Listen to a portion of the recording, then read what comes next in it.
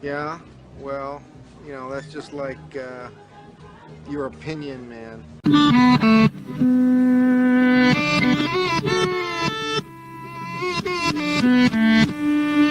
Yeah, yeah, oh yeah, what condition my condition was in. Alon, has someone ever broken your laptop? Ooh. You know what? Not intentionally. But But someone has. yes, I was at a baseball game one time and someone sprayed water on my laptop, one of the groundskeepers, and I was very close to the field. So was the laptop just lost and you didn't try to find a way to fix it, or what I had to, what was the outcome? I had to tip it over. I was not able to use it. I had a backup with me that day, and then I had to put it in a sack of rice to get all that moisture out of the keyboard. The keyboard was busted. Yep. And did rice work? Yes. So that's the key. See, I've never been in that situation, knock on wood, because I don't know how I would handle that. If someone else did it too, like if it was my own doing, I would be pissed off. Yep. But if someone else did it, I probably would lose it because laptops are expensive. And when someone comes in and, doesn't do it intentionally. By the way, I apologize. My allergies kicking my ass. So if I'm a little nasally today, apologies. But it's just that time of the year where the pollen gets to my eyes and my nose and I sound like shit. But yeah, when it comes to someone else breaking your laptop or your phone, that is a nuisance. And I bring it up because I don't know if you saw this, Alon. So the San Francisco Giants, you and I were talking about before the show, they're not having a good season. And what are they? I think they're 3-5 now, or 3-6. It's Remember the 3-6. Yeah. 3-6. Thought that maybe their offensive woes were coming out of it once they kind of rebounded against the Padres. But the last two games against the Mets, they got their ass kicked. So I really don't know what to make of this team. But on Thursday, they beat the Mets, and it was a great game all the way around. Robbie Ray pitched well. Everybody hit well for the most part. The bullpen was on point as well. But the story of the game were two things. Daniel Susac, who you've been talking about before, Alon, we'll bring him up later. Actually, you brought him up when we had a Walter on to talk about could he be a possibility to take over for Patrick Bailey. He doesn't do a lot as far as a hitter. But Daniel Susac had a great game. His family was going crazy in the stands, and one of his brothers was handling his young son in a weird way. We'll talk about that later. But another big takeaway from the game was not really something from the game, but post-game. Once Daniel Susac, well, I'm trying to share my screen again. We did a post-game interview with Kylan Mills and Sean Estes. And once again, my computer is being slow and shitty. I can hang on. Yeah. It's going. It's taking sweet ass time.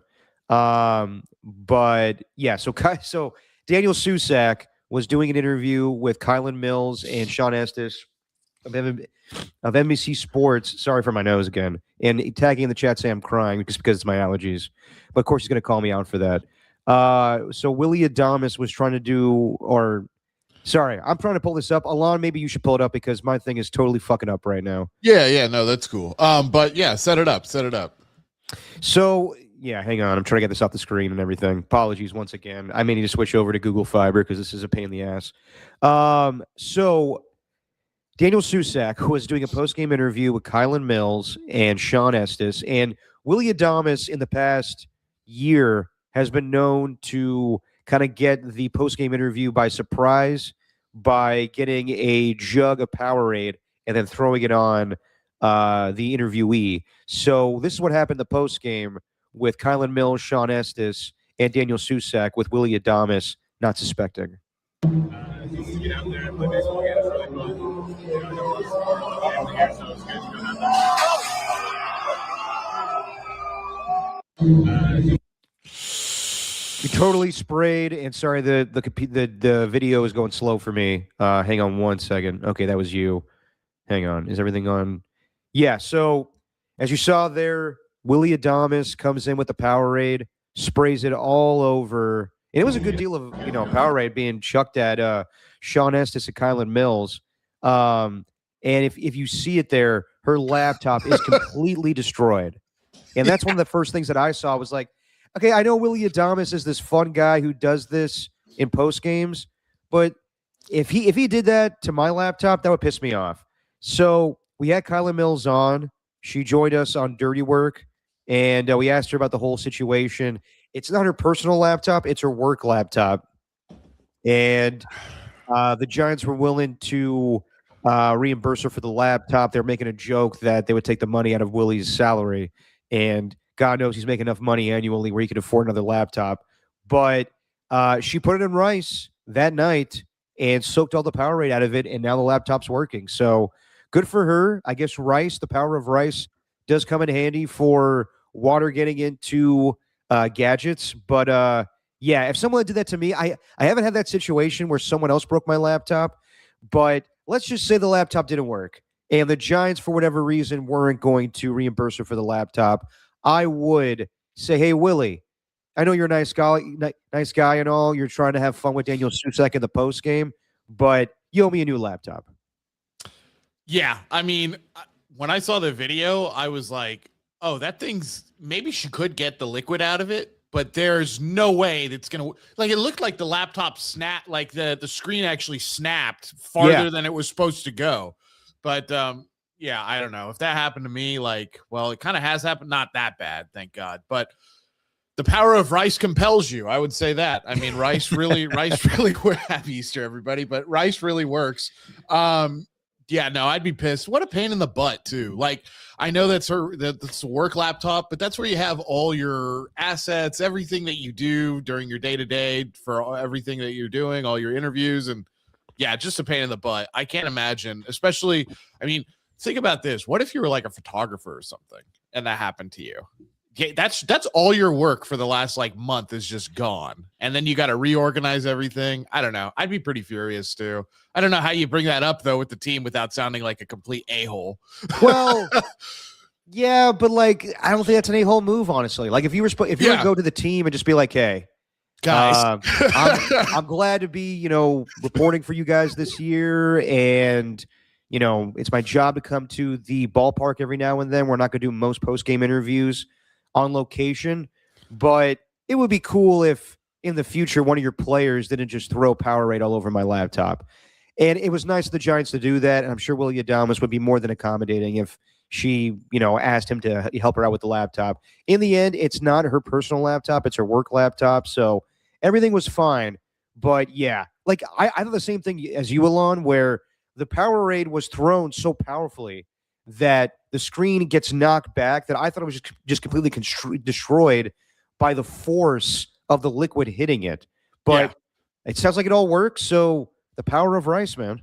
Yeah, the power of Rice. No, but it really does work. If you drop your phone like in the pool or something like that, or some of you sucios in here who look at the phone when you're on the toilet. Yeah, you drop it in the toilet. You can put it in Rice. It's gross. It's gross to everybody's in here. Don't do that. But yeah, put it in Rice and it'll work. Yeah, Ernie the chat says it was a rookie move on whose part there, Ernie? Oh, like who? Yeah. Like who was the rookie in that situation? Because I don't see it where, yes, Willie Adamas is going to have fun. He didn't realize the laptop was there. It's not a rookie move on Kylan by any means. She's allowed to have her laptop on the field when she's interviewing a player. But regardless, just your opinion, man. Alon to say, Derek Papa, we're coming to you on Easter Sunday. Do you have any Easter plans today, Alon? I do. I just want to highlight this. You're a nasty man, AJ Cruz. Alon, I blow it up with my phone, but I never drop it on. You're talking about using the phone on the toilet. Yeah. Thank you. Yeah. So anyway, Easter plans. Gonna have Easter dinner with my mom and dad. My sister's out of town, so I'll go over to their place in the evening. But no baseball, no softball today or anything like that. We ended up having a blitz of events at UNLV yesterday. Get this, Derek. We had men's and women's tennis, baseball, softball, and a track meet all at the same time yesterday at the sports complex. So damn, busy day. It was slammed. So got all the collegiate sports out of the way yesterday, and today just going to kind of relax. have a little just your opinion, man, with you here, and yeah, pretty much just hang out. Fantastic. Well, we won't take most of your time today, and the audience as well, because I got plans as well. So we're gonna do a little quick podcast, probably like not too long, but go a little over an hour. Ernie in the chat, dude, I disagree with you here. You know it might happen. You can't have your laptop there. Of course, Ernie, she's doing her job. She has to use her laptop for work. Like, sorry, dude, you're totally wrong on that one. Like, it's not her fault that she brought a laptop to the ballpark. Many people bring laptops for their work, whether you're a writer or a reporter. Nah, dude, you're not right on this one. Yeah, you can't have your laptop there. Unfortunately, she can, and she did. Maybe in the future they should come up with like a little gimmick, like a little thing she puts over the laptop. I don't know. That could be kind of a funny nod to it. But yeah, no, I mean everybody does. Everybody does. Everybody who works in media brings some type of electronic to the field. This just happened to get totally drenched by Powerade. Yeah, and she needs to use the laptop for her notes. So I know Ernie's like, how often do you see it happen? Dude, people need their devices to do their job. And yes, she'll be more mindful of Willie Adames, but also that's on Willie Adames for getting liquid on her laptop. So that's not on her. That's not Kylan's fault whatsoever. Yeah. No, go. I was just going to say, Derek, along. I've seen similar situation, not this exact situation, but I think we've all been to games where, I mean, basketball, I've seen it several times where a ball flies out of bounds and completely smashes someone's laptop screen or tablet screen while they're on the sidelines reporting or something like that. I've seen it in baseball, not so much, mostly photographers sometimes. Occasionally, they'll have their glass through the hole there in the netting, and boom, you'll see a baseball pop their lens or something like that. So you see stuff like that. This one was just we're front row and center to see, an absolute torrential downpour on her laptop. But yeah, stuff like this happens more regularly than you would think. This one just got caught on camera. Yeah, no, absolutely. And then, no harm, no foul. The laptop's fine, and the Giants were willing to give her a new one if needed. So it's all good. It was just a funny situation. Let's talk about what happened in the world of sports yesterday. A lot going on locally with the Bay Area. You have the Giants playing. You have the Sharks playing, and an unfortunate loss. Giants are going through their own struggles. We'll talk about that a little bit here, but not focus too much time on it. We got the Final Four, or we did have the Final Four, but now we got the national championship matchup between UConn and Michigan. But before we get to all of that, Alon, I want to get your thoughts, because you were tweeting out yesterday on Deontay Wilder. He beats Derek Chiroza. Am I saying that right? Chisora, my bad. Totally off there. Chisora. Did he give him like a Ric Flair moment where he said to him, "I'm sorry, I love you," and then just beat the crap out of him? Yeah, so he had him pinned in the corner. It was quite the moment. And, so both of these guys, 50th fight of both of their careers. So this was the 100th fight that, for both of them, put their records together. But yeah, so he was kind of beating on him. And it was, I think, in the third or fourth round, and he had him pinned in the corner. And you could just tell it was so dramatic. He said, "I love you." And you could completely see it, and then he just wailed a right hand on him, and Chisora falls through the ropes.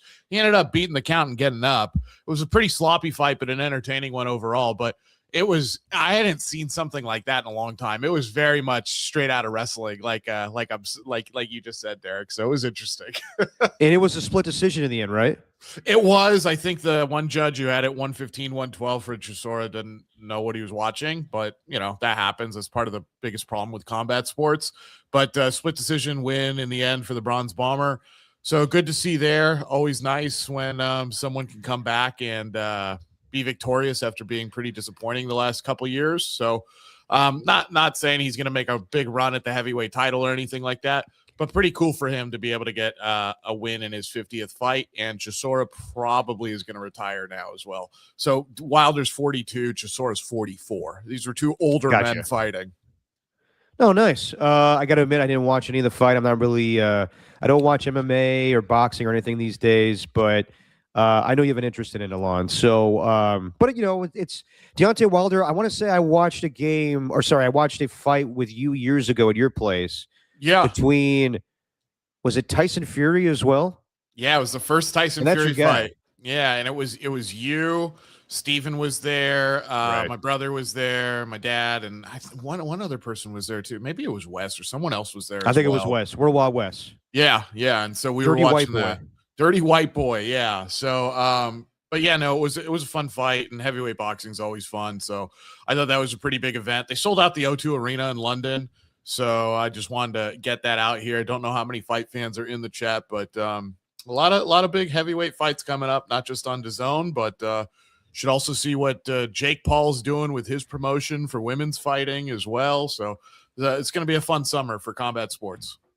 Well, we were talking about the Final Four, too, and honestly, not how I anticipated it, because, yes, UConn got the upset over Duke. I know how far they were going to go. I thought it was kind of not the same level as far as competition that we see in the past from UConn, but they're going to the national championship once again, the third time in 4 seasons as they beat Illinois 71-62.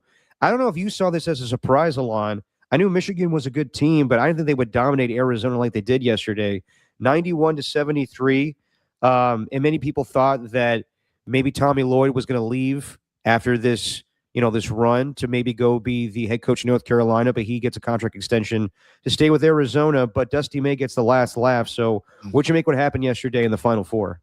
The UConn game, kind of expect a game maybe within 10 points. It's kind of what you're expecting. You're not expecting a massive blowout, but the Michigan game, they're just a machine. That game was over after the first half, basically, and then they just traded buckets in the second. So, it's hard to pick against Michigan. I feel bad for Arizona. It really seemed like this might be after making it to the Final Four and just how good that they have been playing.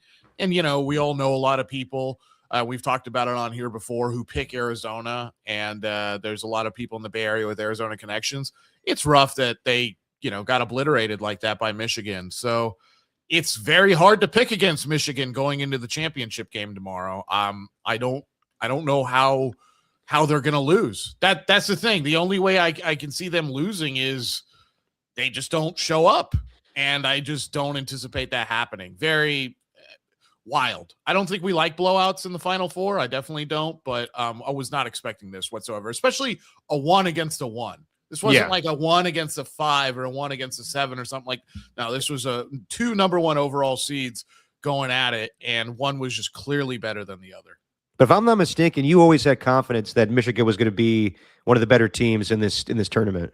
I did. I thought Michigan was just they're just so good. I mean, they're very deep. They have really good big men. Mara's a great big man. Lenderberg, who we mentioned last time out, especially after they beat Alabama, transfer from UAB. He's a great player. So they're just really well put together. They rebound the hell out of the ball, and their length and their strength really bothers other teams. And if anybody can do it and they're not a number 1 overall, it would be UConn, but I think it's going to be tough sledding, Derek. Yeah, I mean, I'm not going to act like I really know both teams very well. I just been watching during the tourney, but Michigan was extremely impressive yesterday. As far as UConn, how many guys currently on their roster were there 2 or 3 years ago when they won the first 2 championships? Ooh, that's a great question. There is a handful. I'd have to look at their class standing because I'm not exactly sure. But it's not like this is a team that's full of guys who are on that team. No, I got you. Yeah. And I know like they're I don't know if they're the star of the team, but Braylon Mullins had the shot last week to get him over Duke in I think it was however long was remaining in the game, but he had a very clutch shot to have UConn move on. And maybe it's just the championship pedigree that Dan Hurley has with, that school, that program. But I'm with you. I would be kind of surprised if Michigan, with just the way they've dominated every game, and I think they've won their last 2 games by scoring 90 points, which is something you don't see very much in college basketball. So, yeah, I would be surprised if Michigan doesn't come away with it. But Dan Hurley is a hell of a coach and also kind of psychotic. Yeah. The way that he conducts himself. And it's funny to see this weekend. We'll get to it a little later with Gino Ariema, where whole thing with Don Staley yesterday or 2 days ago, when it came to, was that the national championship or the Final Four in the women's tournament? Women's Final Four. So we'll get into that later on. Kind of maybe a little example of sore loser, but yeah, the way that Dan Hurley conducts himself on the sidelines, I don't have an issue with it, but it's crazy that he's allowed to go head to head literally with a referee and nothing happens. Like literally put his forehead against his forehead, talk some shit, and he doesn't get a tech or anything. No, that clip, I've seen it so many times, and then obviously just watching the game live. So I was in the baseball booth at UNLV when that was going on, but we had the game on too in the booth, and I just watching it on mute. I was like, "What the hell is he doing?" And then watching it when I got home over and over again, I was like, "How does that not instantly get a technical and then free throws the other way? Whatever." And so the fact that didn't happen is still kind of mind-boggling. The Hurleys, they're basketball psychopaths. I mean, they'd be perfect in the world of football too. In the NFL, like, let's just switch sports here. They would be the kind of guys that were like, those guys are football psychopaths. So, I mean, I don't mind it, the intensity and all that, but it is pretty wild that happened. Kind of interesting, not the exact same situation, but going back to the fight yesterday, we had a corner man run in for Chisora in the second or third round into the ring while the fight was going on, and no disqualification. And that should be an automatic DQ. There wasn't a deduction of points. There wasn't a DQ, anything like that. So we've seen some weird things with officiating and interactions with officials happen over the past few days in sports here. Wait a minute. Hold on. Do you have video of this, Alon, by chance? Like, what the hell happened? A corner man that was in Chisora's corner got into the ring and, like, was talking to Deontay Wilder? So he they were getting tangled up in the ropes, and they kept scuffling, and his corner man ran into the ring as the ref was trying to break them up while the fight was still going on. It was really crazy. I've seen cornermen run in before, but usually it's immediately a disqualification. It was really wild. I can't pull up the video right now. All good. But feel free to look for it, everybody. It's pretty interesting. Yeah, that sounds a little wild. No pun intended there. Wilder.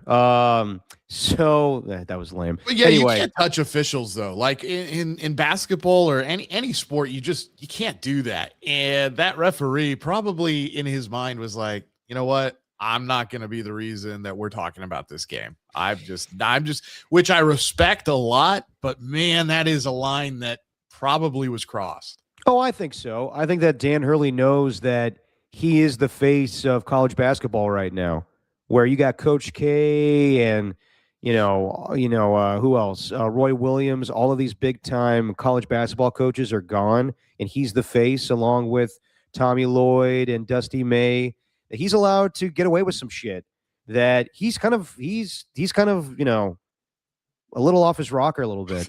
I saw him in the post game when they won yesterday, and he's walking back to the locker room. One of the social media guys with UConn is filming him, and he's like, "Yeah, motherfucker! Oh, shit! All right, you gotta give me that tape. All right, you can't have me saying that." And he's like, "No, like it's too late. You already said it." So he's kind of a weird dude. I like his style. I think that he's just super intense when he's on the basketball court, and he knows that he can get away with some shit. So I guess good on him. But if I was the referee in that situation, I would not like it that he was kind of disrespecting me in the moment. So I would have teed him up, not take him out, not throw him out or anything. But when you go head to head like that with a referee, you're showing disrespect. Yeah. So I was just surprised he was able to get away with it. But he is Dan Hurley. As far as what happened locally in Bay Area sports yesterday, look, if you want to talk about a little bit, Alon, like the Giants, we've talked about them, but at this point, until we see something significant where there's a long stretch of games where they're scoring runs, I think they're the same old team from a year ago. And Tacky in the chat here, why is this Raider podcast attacking my shortstop? Your shortstop's not hitting right now. In fact, your whole team's not hitting right now. And I know that Rafael Devers is going to play first base, but that's not what I'm concerned about. I'm concerned with him. Like, I know he went, yard the other day against the Mets, but for a guy of his caliber, he's just not getting on base enough. The best player on the team right now is Luis Ariz. Jung-Hoo Lee is extremely overrated. Extremely overrated. I don't care what anybody says. I don't give a damn about the Jung-Hoo crew. He's an extremely overrated player. So, yeah, the Giants are who we thought they were to start the season. But I know you want to come on here, Alon, and say like it's not as bad as we anticipated, where they didn't look good against the Yankees and kind of rebounded against the Padres. I would say the Padres pitching is brutal, and that's why the offense turned it around. Since then, yes, they had that great game against the Mets, but it's feast or famine with this offense. Pitching's okay. It's better than anticipated, but yeah, I would say, and the Mets are a good team. They're loaded with a bunch of talent, way more than the Giants. So I would say they kind of are who we thought they were, a mediocre team. Yeah, unfortunately, that's kind of the way that the schedule is starting out here for them. I mean, just with the 3 wins, but I did feel some promise in that Padres series, and then the first game against the Mets. Maybe they're able to split if they get a victory today, and that would probably feel a lot better. But we've said it from the beginning, Derek, if they can just like tread water through this early part of the schedule, then maybe we can really see what this team's going to be. The reason I brought it up or wanted to bring it up is because I think a lot of people, especially in the Bay Area, were really pressing the panic button, and even now are still like, what the hell is going on? I would just wait it out for another 2 or 3 weeks. You'll get an idea who these guys are. They do need to start hitting, though. That's for darn sure. And Daniel Susac definitely helps that cause. But unfortunately, it is kind of what we expected. And it's tough. And the Mets are good, and it's a brutal schedule, like we said, to open up the season. But I would not press the panic button just yet. That's all I wanted to say. To Giants fans, I would not go crazy just yet. Well, I mean, they will because they live and die with Giants baseball every day. But yeah, it's early in the season, and I think that, like I get asked all the time, like, what do you think of Tony Vitello's bullpen or his lineups? And I'm like, I don't know. And you know what? I don't think he knows either. I think that he's just figuring things out. I thought it was lame of Jim Bowden to go on, I think it's intentional talk or unintentional talk, whatever it was. Whatever podcast he was on, and said that Tony Vitello has been an embarrassment, and after every game he needs to counsel with Dusty Baker and Bruce Bochy on how he manages the game and also what he says in post games. And I'm like, it's not like the dude's an idiot. It's not like that he needs to be, have his hand held and be told what to say. He's fine. Yes, he says some awkward things sometimes where he references Kanye or Tiger Woods, but besides that, I don't have any problem with what he said. He's different. He's not going to be like an old school manager. Again, this is not about Tony Vitello. It's about the team. The team right now is not hitting. And it's early. The bats could come alive later on, but I'm also not going to make excuses. Matt Chapman, one of my favorite players, has not played well defensively at third base. Too many errors. And some of it's on Casey Schmidt, too, at first base, and you won't see him there today, but I don't think anybody needs to panic, but I also think people need to realize they're not as good as maybe some of you thought they were going to be. I think that most Giants fans had reasonable expectations, but they're losing to the Mets. They're losing to the Yankees.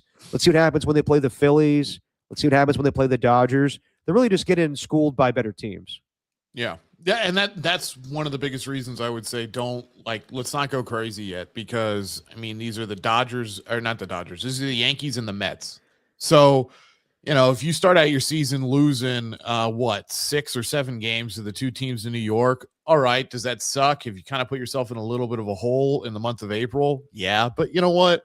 There's more baseball to play, and you are not as good top to bottom as those teams either. So there's no shame in that. And every win you can steal from them is a good thing.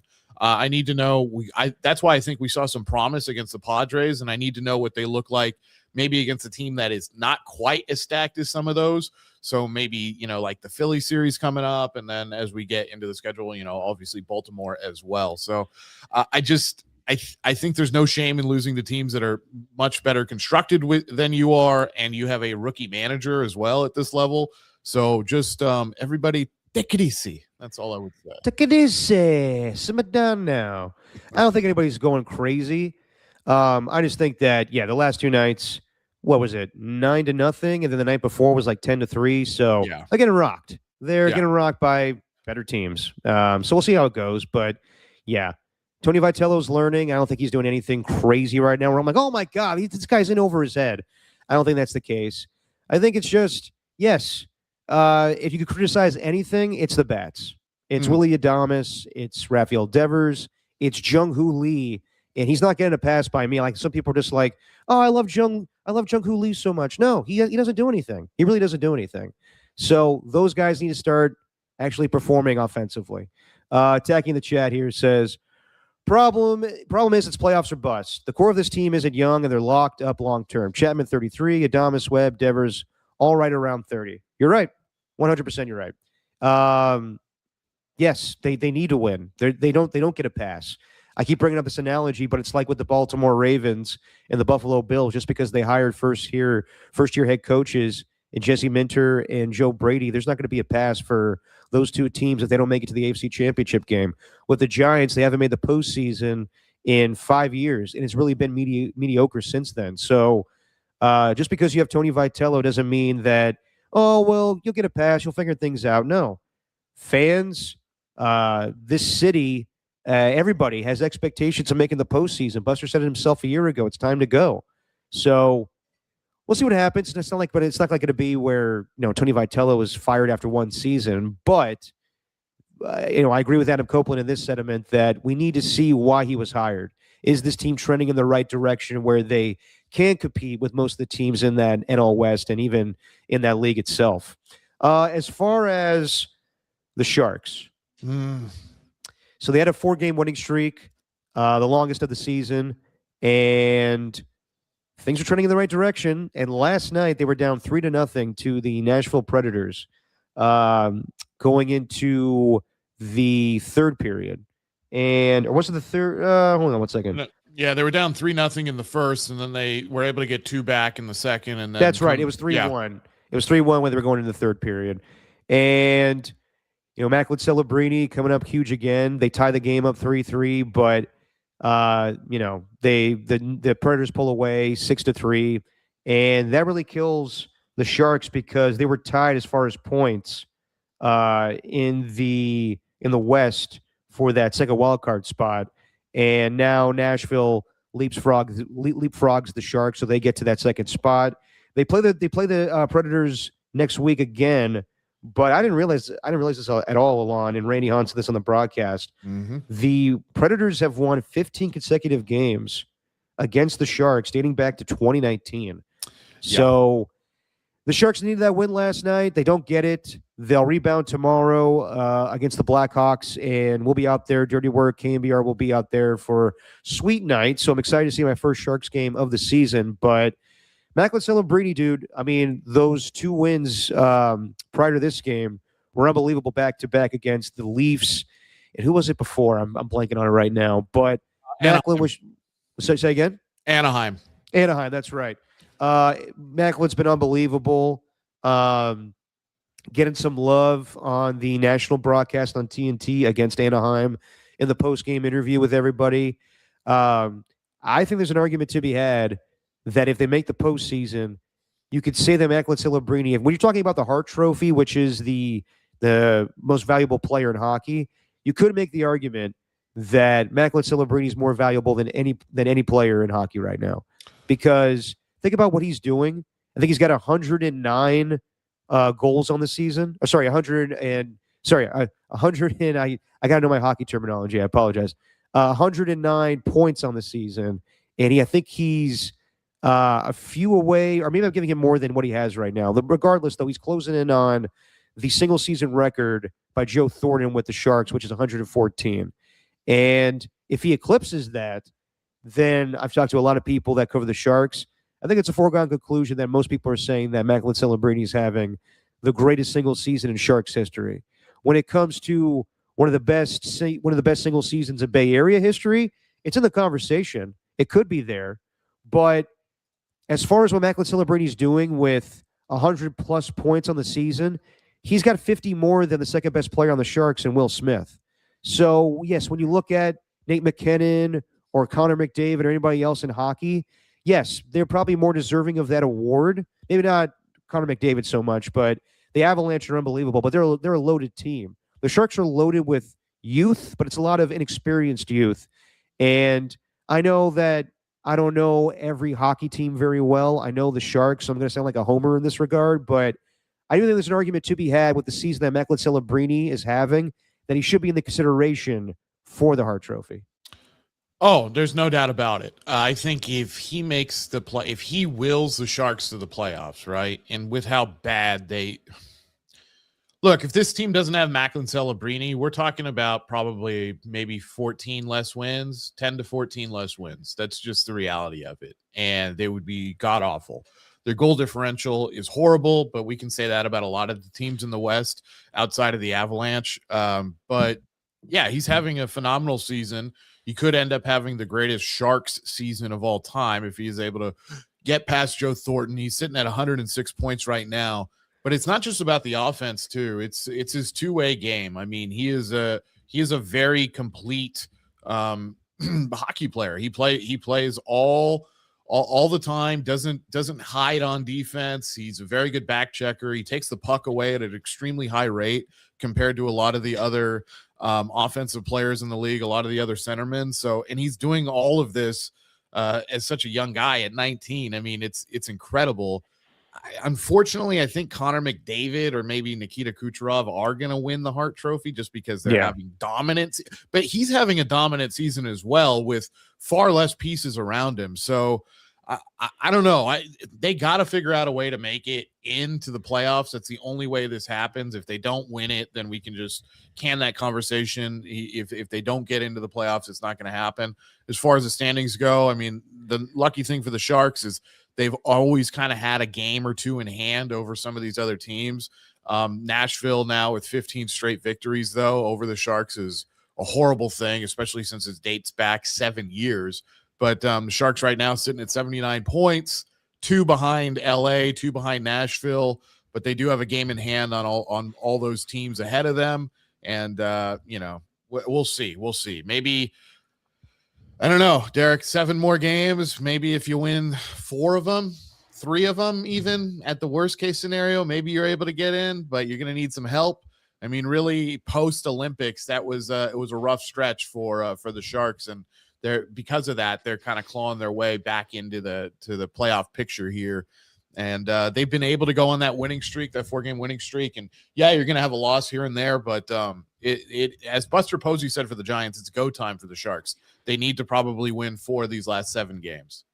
No, absolutely. You look back on the season and say, like, what if they didn't lose 6 in a row, or the 6 in a row that started the season? They were 0-6. Don't forget about that too, and they were able to rebound. And I think regardless of what happens, if they don't make the postseason, it's still a great season. Like the way that they were a year ago, where they have 20 wins, and now they're an ascending team that has shown they're not intimidated by the opponent, whether they go on the road to Pittsburgh and they're down 5-1 and come back in that game, or beat the 2-time defending champion, the Florida Panthers. And they're clutch too. They've totally flipped the script on the whole narrative with them, where they're not a team that could win in overtime. So many times this year, like this past week, where earlier this week it was the game against, I forget who it was on Tuesday, but Adam Gaudette had the game-winning goal with 21 seconds left. Then against Anaheim, they scored the goal with 31 seconds when you and I were doing the show last on Wednesday. So I think that's going to carry over to next season. But yeah, as far as the conversation with Macklin Celebrini, he's not going to win the Hart Trophy. This season is kind of similar to me, like Steph in 2021, where he was not going to be MVP, but he was just on a tear. He was, I think, the leading scorer that year, but Jokic or Joel Embiid had better seasons with better teams. So that's going to happen with Nate McKinnon. But it just shows that Macklin Celebrini should be in the conversation. And we go by like most valuable player. Like, yes, he's on a team that doesn't have a ton of experience and is really carried by him. There's a lot of great players on this team. Will Smith, William Eklund, Alex Wenberg, Colin Graff, name them all. But Macklin Celebrini is the star. One conversation that is going to happen, though, with the Sharks, if they make the postseason or if they don't make the postseason. Ryan Warsofsky, really good young head coach, only 38 years old, came from the minor leagues and then became head coach of the Sharks. Some people say that maybe they should get a more experienced head coach in there to take them to the next level, kind of like the Mark Jackson to Steve Kerr effect. And you see with the Vegas Golden Knights, Alon, they just fired their coach, Bruce Cassidy, who has won a Stanley Cup. Now, there's some rumors out there that Bruce is wanting to go to the Toronto Maple Leafs, but I wouldn't be the least bit surprised if we hear conversations that the Sharks want to upgrade with a more experienced coach.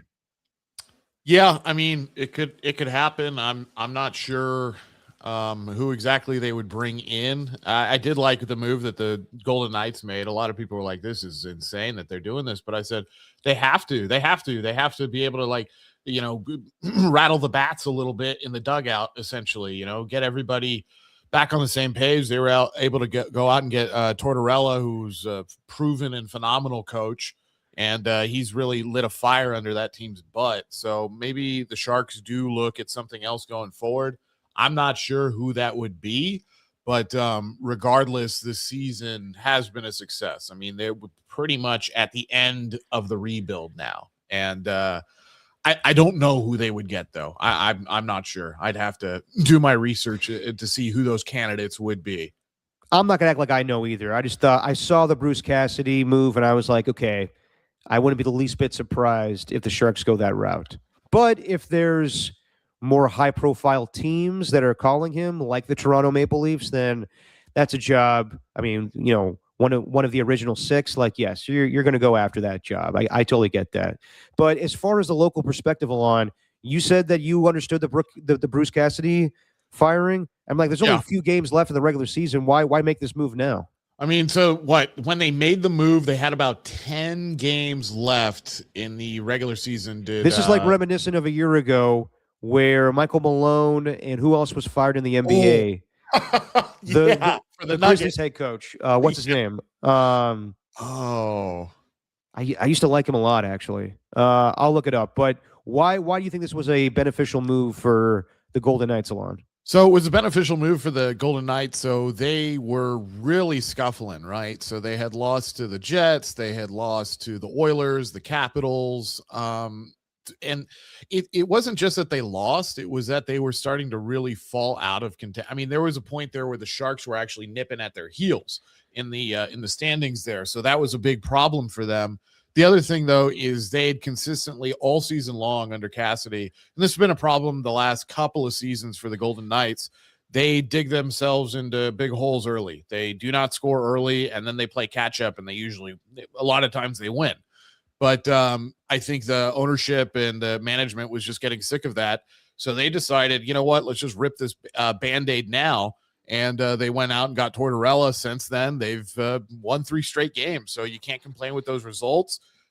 He's not exactly coming in. And this is a beautiful thing about Torts is he doesn't have to immediately install a new system or anything like that because he's coached for the national team before and he's been around the league for nearly 25 years now. So he can come in and just manage this thing and get guys to play the right way with the right intensity and really shore things up for them defensively early in games. So I think that's why it was the right move because they were scuffling, and I think there's a chance if they don't make that move, they're looking at maybe not having as now they're pretty much clear cut to make the playoffs. It's not going to be that difficult for them, but I think they'd be having to scrape and claw for it as well.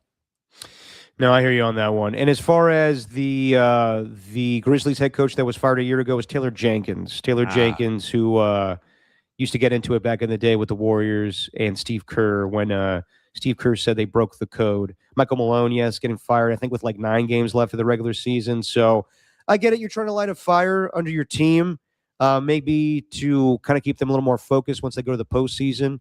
The Golden Knights are going to the postseason too, right? It would have to be a catastrophic collapse, and Utah would have to. Yeah, they'd basically have to lose out. Utah would overtake them and become the 3 seed in the Pacific, and then you'd have like Nashville, Los Angeles, or San Jose be the 2 wild card teams. I don't think it's going to happen. Vegas is sitting pretty now with 86 points, 3-game winning streak. They've been able to really right the ship. Their biggest problem, not that this is a Golden Knights podcast, but their biggest problem has been losing shootouts. They've only won one shootout this entire season. They've been in 8 of them, so they're 1-7 there. Real quick, I was thinking out of some of the coaches that could become available in the NHL, one of them would be a familiar face, and this is contingent on if Detroit is able to break their not going to the playoff streak. Right now, their coach, and it's a familiar face, like I'm saying, is Todd McClellan. You could always bring him back, very experienced. The Sharks had great seasons under McClellan, so we'll see what happens there in Detroit. They're in third place in the wild card in the East with 88 points. They've had a pretty good season overall, but those fans are rabid, and if they don't make the playoffs for this might be a 9th straight year or something like that, that could be a real issue. No. Yeah, I mean, we'll see. And, I would love for Ryan Warsofsky to continue on as Sharks head coach because I think he's done a good job. It's just I've seen a lot of people be skeptical that he has enough experience to take them over the top. In the chat here, Skills says, don't forget Milwaukee firing whoever it was right before Doc Rivers. I think it was Adrian Griffin, where he was there with a record of 30-13, was with the Bucks, and they had success early on. But most people were saying like their play was not great. So they went with Doc Rivers, and I don't think it's been that much better since. I think Doc Rivers, unfortunately, he's going to the Basketball Hall of Fame, but I think that since his time with the Celtics, his legacy's only been hurt by postseason failures and going from team to team and not having a lot of success. When you go into the Basketball Hall of Fame, Derek, not you personally, because I mean, unless you had a stellar youth career, I'm not sure if you're getting. We all know that one day I will be there. Yeah, one day. But when people go into the Basketball Hall of Fame, correct me if I'm wrong, but they don't go in as either players or coaches, right? You just go into the Basketball Hall of Fame. And no, you do. There is a specific role because Jerry West is in 3 different times. Okay, so it's that kind of situation. Well, that makes sense. Mr. Clutch, the logo. Well, he goes in, I want to say Jerry West has gone in as a player, an executive, and just, I think, like an ambassador of the game. Contributor of some sort. Some sorts where, like, yes, he is the logo, and, he was in the front offices with the Warriors, but whatever that role is defined as, I don't know what the third role is per se, but he is in the Hall of Fame for 3 different roles. So what is Doc Rivers in as a coach? A coach, yes. Yeah. Okay. I was going to say, which I don't know why I thought it has to be after your career's over, but I guess not. Yeah, I guess not either. So Doc but Rivers. As a player, you go in for not only your professional career, but your collegiate career as well. Yes, it's all basketball. That's one of the things I really do like about the Basketball Hall of Fame is it's not an NBA Hall of Fame. It's just a Basketball Hall of Fame. But Doc Rivers, the farther we get away from the Celtics days, it's like, man, maybe he just had the perfect storm there with a great team in Boston. I don't know. I mean, he was definitely part of it. He got them to play the way that they needed to play. But yeah. So wait, I guess Ernie's saying that he's in as an Olympian or a contributor or just whatever that role is for the third one. But talking about Jerry West? Yeah, Jerry West. Okay. Yeah, Jerry West in 3 different times in the Naismith Hall of Fame. By the way, did you see, was it halftime or the in-between games? I love Will Forte. Did you see Will Forte dressed up as Dr. Naismith, like he was in character on the panel with Ernie Johnson and Kenny Smith and Charles Barkley and Clark Kellogg, where he played Naismith, and he was like, all right, boys, now let me teach you the rules of basketball. No, I did not see that, but now I need to go back and watch it. That sounds hilarious. It kind of landed flat because, like, when you perform that live, it could be hit or miss. I love Will Forte and anything that he does, whether it's MacGruber or anything on SNL. I don't know if it hit with the audience, though. Well, half the audience is probably maybe vaguely familiar of who Dr. Naismith was. So maybe that's why it fell flat. I'm not sure, but who cares? That's funny. I need to go watch. No, love Will Forte. And so Ernie's saying he goes in as a player, as an Olympian. I guess that's another thing. and a contributor, which I guess would be in that executive role as well. And skills report here says Will Forte is good, but Matt Forte was good for 1,200 yards per year. You are right about that. And as we talk about more of these prospects in the NFL, but watching Jeremiah Love, I see a lot of Matt Forte in him. I think that he could be a really good player at the next level. I think we'll talk about him next podcast, and we'll compare Jeremiah Love as a draft prospect to Ashton Genty of last year. But let's talk a little bit about the Raiders and the move that they made. And you and I were talking about it before it happened. We all thought that Kirk Cousins was going to be the right move for the Raiders, to be that mentor to Fernando Mendoza, and it did happen. I did a brief podcast the other night going into all of the ramifications of the move and what that means for Fernando Mendoza and his future. And I don't think it stops the Raiders whatsoever from drafting him. I think it's a great situation where he could just sit and learn, have a similar situation to Patrick Mahomes or Lamar Jackson. But it's rare we see the first overall pick sit for a season. I don't think we've seen that since Carson Palmer in 2003, because usually when you're drafted first overall, you play. And, who's to say that Fernando Mendoza doesn't play at all? He probably will. But just your thoughts, Alon. I know you were on TV on Thursday night when the news came down. Your thoughts on Kirk Cousins officially signing with the Raiders? I thought it was a great move. It was a perfect move for Kirk Cousins for what he wants to keep doing, playing ball, and gets him a situation that he's familiar with in terms of the scheme and the coach, and a coach that, he didn't post a quarterback rating of under 103 for the 3 years that Clint Kubiak was by his side, either in the capacity of offensive coordinator or quarterbacks coach. So great for him. Kubiak gets what he wants. Kubiak was very about as emphatic as he has shown to be about wanting to have a veteran or an adult in the room, as he said. Got to have an adult, more mature player in the room. I think it's great for Mendoza as well, not to throw him to the Sharks immediately and see, hey, sink or swim. Let's find out now. I think that's a great way, especially for a bad team, to ruin a quarterback. We've heard that statement over the years that it's not that quarterbacks kind of ruin teams. It's that organizations usually ruin them. And I definitely agree with that sentiment most of the time. So I think it's a really good signing. The contract's very interesting with all those conditional years and stuff. I thought the most fascinating part of the contract, I think only $20 million is actually fully guaranteed, or around $22 million. But Kirk Cousins is a money man. He is good. Him and Derek Carr, very good at making money in the NFL. Derek Carr always had good contracts. Kirk Cousins is like if there was a contract Hall of Fame, he'd be in the Hall of Fame for it, because he has made a lot of money. And he actually just put his $3 million house in Georgia up for sale. So there's some more money coming his way as well. But no, really good move. I think the biggest issue here is what happens if Kirk Cousins plays really well. I don't know what that looks like. I don't know what really well is. I would say in my mind, it's mirroring what he did 5 years ago in Minnesota, but we might be well past that point. He might not have the ability to do that. He also might not have the support cast to do that either. But if he plays well, if he posts efficiency numbers that are very high and he's good in the red zone, then you get into that situation where it's like, when does Kubiak and Spytek pull the trigger on making that switch? So it does make that decision harder, but I think that's a good problem if you end up having that problem. That's not a bad problem to have. And that's all contingent on how well Kirk Cousins play. If he doesn't play well, then you bring Mendoza in, and there's nothing to even think about. But if he does play well, that can create a little bit of a logjam there. And as far as Carson Palmer, like you mentioned, that was the name that I thought of.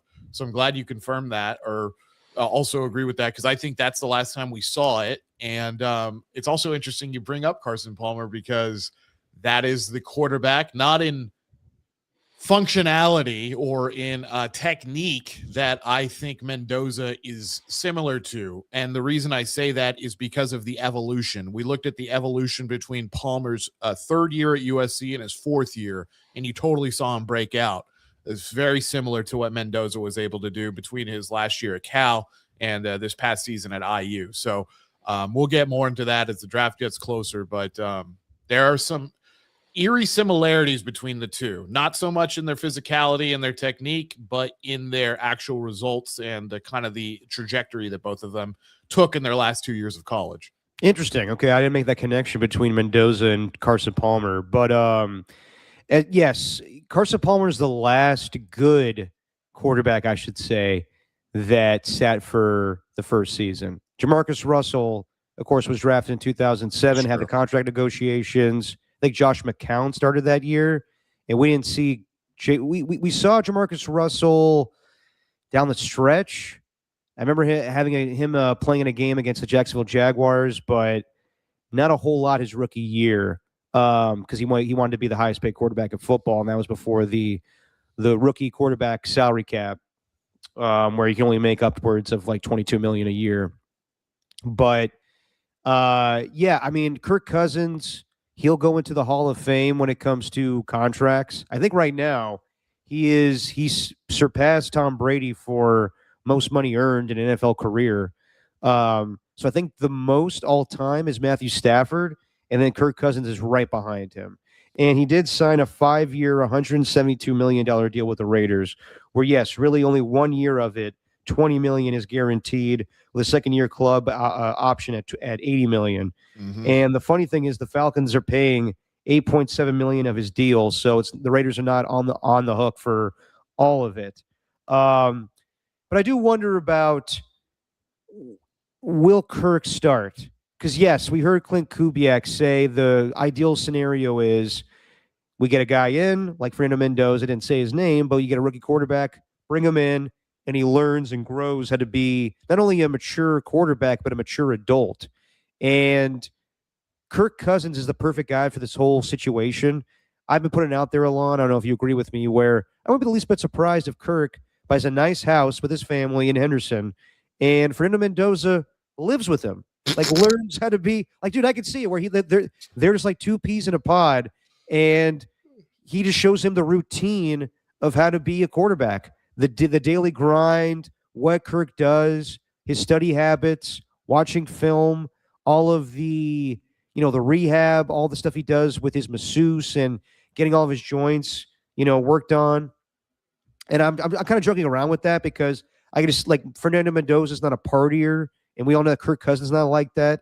And I think it just would be funny, like if we get a third season of Kirk Cousins on the QB Netflix show, and you see him hanging out with Fernando Mendoza, sleeping in his house, and they're out, on the bonfire with his son Coop, and they're all singing Celine Dion and drinking Roy Rogers. So I don't know. I don't think that's actually going to happen because Fernando Mendoza is going to be the first overall pick. But then we saw Macklin Celebrini room with Joe Thornton for a little while there too when he went to San Jose. Who's to say the same thing won't happen? But no, I think that my guy John Middlecoff brought this up when I was listening to his podcast. How often do you have it in society where you take a job straight from college and you get to have a mentor that's just like you right away, that you can learn from, all of the habits, like your work style is the same way? That doesn't happen in life. And Fernando Mendoza gets that luxury where I brought up last time on the podcast, the last few first overall picks didn't get that at all. Trevor Lawrence, who was his backup quarterback? I couldn't even tell you. Was it Nick Mullins or whoever it was, or Mac Jones? Like, not anybody that Trevor Lawrence could learn from. Same thing with Caleb Williams. Tyson Bagent was his backup quarterback. We all knew that it was going to be Caleb Williams from day one. Same thing a year ago with Cam Ward. He's going to learn from Will Levis? I don't think so. So this is a fantastic situation for Mendoza, and it's just going to benefit him going forward. Now, is there a possibility that it could be a Derek Carr, Matt Schaub situation where we knew that Matt Schaub was going to be the starter when they made the deal for him, and then Derek Carr wowed everybody in preseason? Yeah, I think it could be where Kirk doesn't look like the same QB, and Fernando Mendoza just shines in the preseason and training camp. They're like, all right, Kirk, we knew this was going to be a possibility. Do you mind being the backup? Or they trade him. Who knows? I think that wouldn't be a good situation because if you're going to bring the guy in, then he knows at $20 million, either I'm playing or I'm backing up Mendoza and being a mentor. Any other situation in the NFL, whether you go to the Rams or the Packers or any place else, you're backing up. So at least you have the chance to start with the Raiders. I just don't think we should throw it out, day one, that it really could be Fernando Mendoza just beating out Kirk Cousins once we get to training camp. It all depends on what Kirk Cousins looked like. I mean, I know we got the small sample size last season with Atlanta, and he was able to play decently well and, have 5 wins out of the 8 games he played in. But, yeah, I mean, at the end of the day, this is still an older quarterback, 37 years old, who's, probably now healthier than he definitely was last year after the Achilles rupture.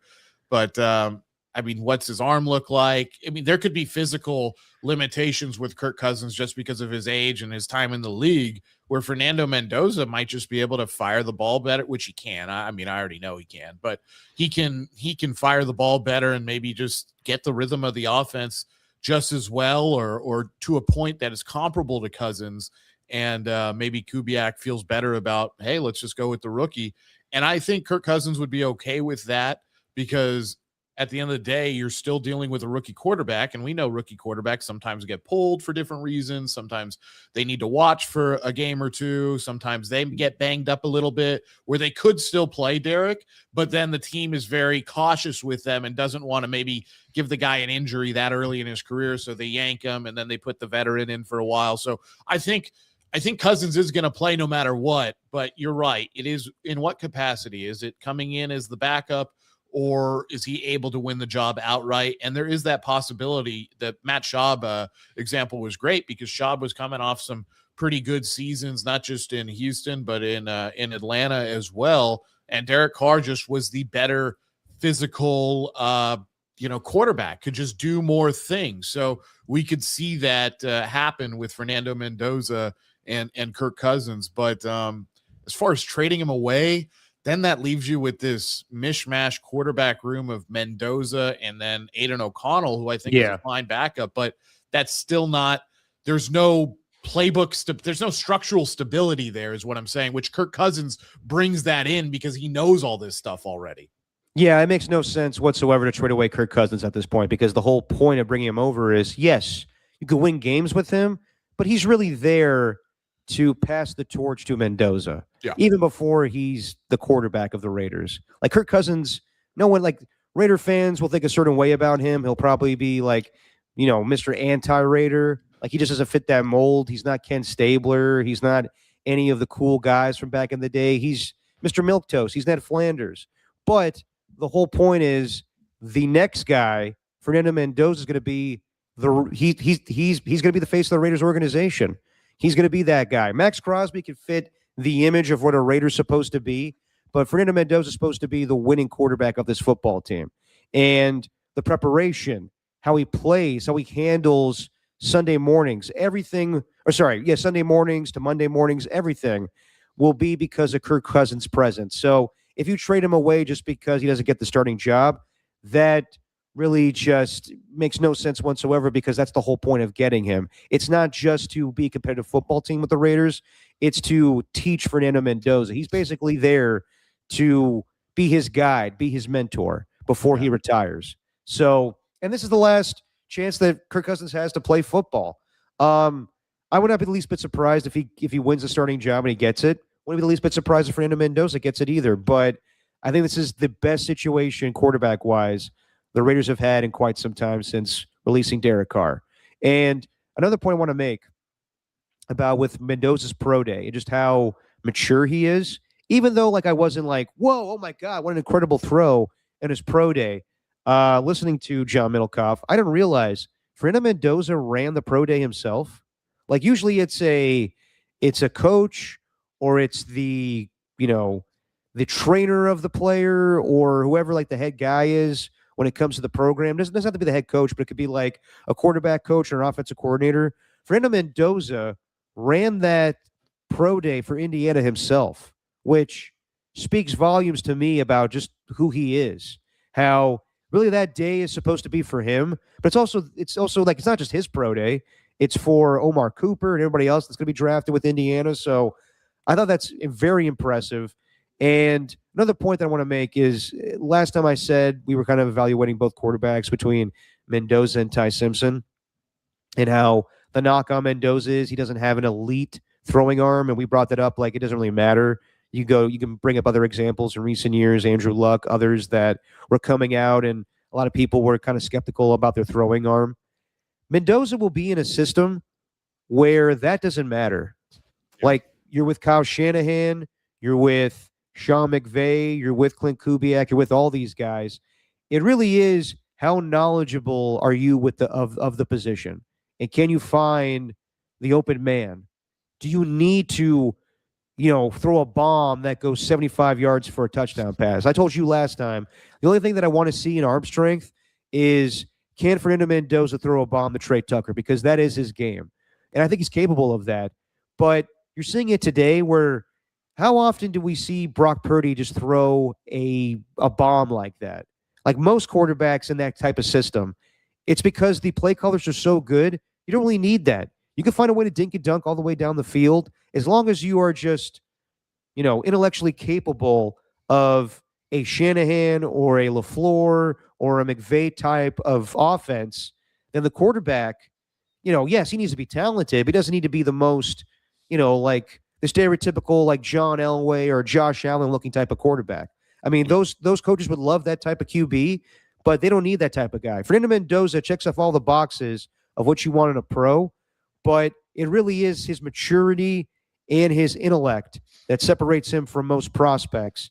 And I don't think he needs to have all of the stuff that you look at when it comes to the combine to be a great pro at the next level. His leadership, his maturity, his intelligence, we mentioned this last time, Derek, his decisiveness. I mean, that is, I think, a skill or a trait that all these coaches, like you mentioned, they want to have that. They want to have a quarterback who can get in there, have the keys to the offense, basically, learn it all, have the keys to it, and then know what he needs, not just what he needs to do, but in every single situation. And when the variables change, know what the optimal thing to do is and which risks are optimal to take. And I think Mendoza has that trait of decisiveness, in spades. He has a ton of it. And yeah, you don't need to have a generational arm. You don't need, we mentioned Carson Palmer earlier. You don't need to have Palmer's arm to be able to be a very good quarterback in the NFL. Does it help? Hell yeah, it helps. If you have your choice of having a guy who has that kind of arm or someone who has, let's keep it with the Raiders here, Rich Gannon's arm, you're going to take the guy who has a better arm. You're going to take Kerry Collins' arm over Rich Gannon's arm. Kerry Collins did have an arm, yeah. He had a cannon. You mentioned how many times do we see Brock Purdy air it out for 40 yards down the field? I would say not enough, but that's a different conversation for a different time.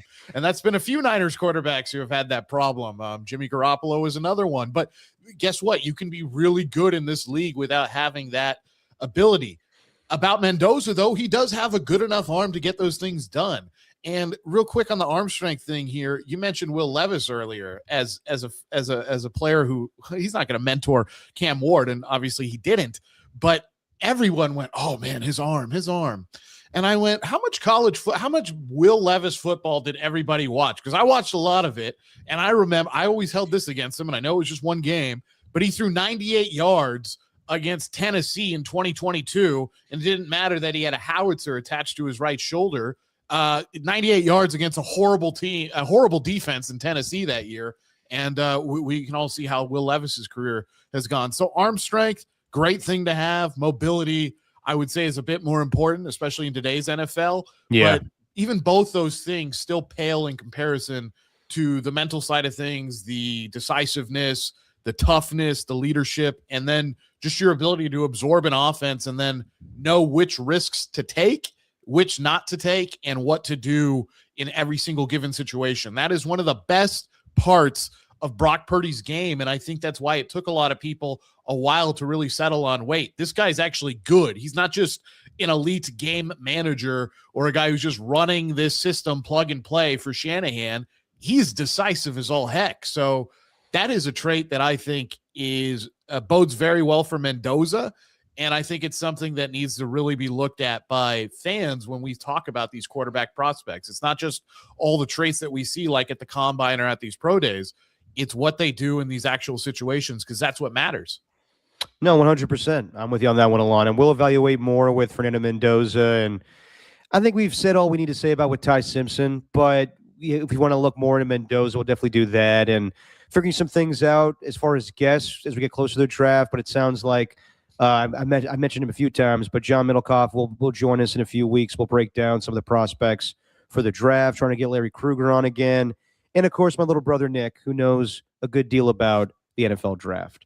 I do want to bring this up because for the first time since January 30th, today on Easter Sunday, funny enough, Steph Curry's coming back.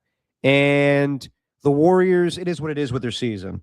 They are, 36-41? Yep. They have 5 games remaining. And, it's a big deal. I don't think it's a coincidence that Steph Curry's coming back on Sunday night basketball against the Houston Rockets, a team he's tormented for years. And I don't think that anything's going to really change as far as the hopes of the Warriors. Yes, it's always great to see Steph Curry come back because he's entertaining as hell, and he makes the Warriors honestly more watchable than what they are at this time. Yes, they are a well-coached team, and they play hard, but every game is the same where they compete with the Knicks. They compete with the Spurs. They compete with the Cavaliers for 3 quarters, and then all the better teams just pull away in the end. And, as far as the remaining 5 games, you just hope to see that Steph Curry and Porzingis have something going here. It's kind of similar to before the pandemic. Steph Curry came back when it was the hideous 2019-2020 season where Alon remembers it well. That year, Klay Thompson was out with the torn ACL. Kevin Durant left in free agency. Steph Curry, one of the first games of the regular season, broke his hand. This is right when they moved the Chase Center, and he was gone for a good deal of time. They just traded for Andrew Wiggins, and they wanted to get Steph and Wiggins playing together to get an acclimation period where they knew next season it would benefit them from a little playing time when the games didn't matter. And I guess you could say the games matter right now, but really they don't because the Warriors can only prove so much to an 8 seed or a 9 seed or a 10 seed, but it seems like they're going to be that 10 seed at this time. So what is this all for? I mean, honestly, I'm finding myself saying, why is Steph coming back? Yes, it's always good to see him play. And I love that the Warriors are now one of these organizations that tank. But we've seen how this year's gone. You had Jimmy Butler tear the ACL. You had Moses Moody with the patellar tendon torn, and that was a gruesome injury. What is the benefits of Steph coming back? Is it really just to get something going between him and Porzingis? Because it sounds like Porzingis is coming back. If you ask me, I would much rather have DeAnthony Melton or Al Horford come back, but it sounds like both those guys are going to see what's out there free agency-wise, or Al Horford just may retire because he was not anticipating the Warriors would be as bad as they are. But what is this for, which is 5 games left? Is it going to lead to something? I really don't know because this offseason, I think the Warriors need to make some drastic changes. If it's where they want to go all out to compete for a 5th championship for Steph Curry, then most of the team that's playing right now can't be here next year. Like, I like Guy Santos. I like Brandon Pajemski. I like Quentin Post. But are these really guys? I have no idea. They could be role players on a championship contender, but I've seen these guys in the postseason too last year where I'm like, they're just not ready to play. Like, Quentin Post is not good defensively. Brandon Pajemski, yes, he has moments, but most of the time you're like, what the hell are you doing? And funny enough, I wonder if we'll talk about this locally tomorrow. Brandon Pajemski was at the Giants game on Friday with the Mets. He got booed. Yep. He got booed by the fans there. So I don't know what that says about his long-term future, but I don't know, Alon. I guess I'm excited to see Steph Curry for the first time in 27 games, but I'm kind of asking myself, why is he doing this? He obviously wants to play, and that I would say that's probably the biggest factor in this, because otherwise, or from an organizational standpoint, you might just keep him in bubble wrap and just say, hey, we'll be a 10th seed play-in team and see how it goes. But yeah, I don't know. It's a lost season because the Butler injury and just the team has been ravaged by injuries. I always mention the Porzingis trade. I wish something like this would have happened 5-6 years ago. I mean, I love Kristaps, and It's so maybe they get some chemistry going, but still, what is the ceiling for this team? A first round bounce? Maybe if they're able to get to the first round, maybe they can get past it. But I mean, it's going to be so tough. They can't, because they're going to end up going against the top dogs in the West. So they'll get smoked by OKC. Of course they would. Yeah. So they're going to win a game in a first round series, right? Win a game maybe at Chase Center and get gentlemen swept. Honestly, Alon, I don't think they're capable of beating any of these play-in teams. Honestly, like, I know they have more experience with Steph and Draymond and Porzingis and Steve. Maybe they can make it. I mean, I think they'll be competitive. But if they, all the teams that are in the play-in right now, the Trailblazers, the Suns, the Clippers, I could see them beating because they're as old as them. But we've seen it numerous times this year. The Trailblazers just rain threes on the Warriors. The Phoenix Suns, too, they're a better team than what they were a year ago with Kevin Durant. They're younger now. I don't think the Warriors could compete with any of the youth on, the Trailblazers or the Phoenix Suns. The Clippers, I could see that being an equal, matchup. But, yeah, I don't know if they're capable of beating most teams in the West right now. I mean, other than, like you said, maybe the play-in teams, it's going to be tough. So the ceiling is a first round. I would say get to the first round and maybe steal a game somehow. And I know that sounds very pessimistic, but that's just the situation they're in. They just don't. It's reality. They don't have the horses. That's the thing. And as great as Steph Curry is, and we know he's revolutionized the game, and when he's out there, he changes everything for the Warriors. He just doesn't have any help, and we don't know what version of Porzingis we're getting. We don't know. We don't know what we're going to get. We're not getting, hey, I'll tell you what, we're probably not getting New York Knicks Porzingis. We're not getting that guy. No. That guy's not there anymore. No, that guy's not there. We're probably not even, I love Porzingis, but we're probably not even getting the DeMarcus Cousins that the Warriors had when they had him for a year. And that was in a weird, it's kind of the same situation. You're bringing someone in, that was at the start of the season, but you're bringing someone in to kind of like give you some more bodies here who could be a really good player. But I don't even think we're going to get that level of play. But I could be wrong on that. But yeah, I don't know. To me, this is honoring Steph Curry because he wants to play. And in the back of my head is what Steve Kerr's contract. Does it end after this year, right? Yeah. Yep. And Steph Curry's contract ends in 2 years. So 2 years. So I don't know. This could be kind of last dance territory in terms of going out there. I'm not saying that Steve Kerr is going to leave and all this stuff's going to happen, but we're getting to that point. And, the NBA is a different league where guys don't stay around as coaches for years and years and years generally. Usually they go take a sabbatical, and then if they want to come back, they do, or they go to another team or something like that.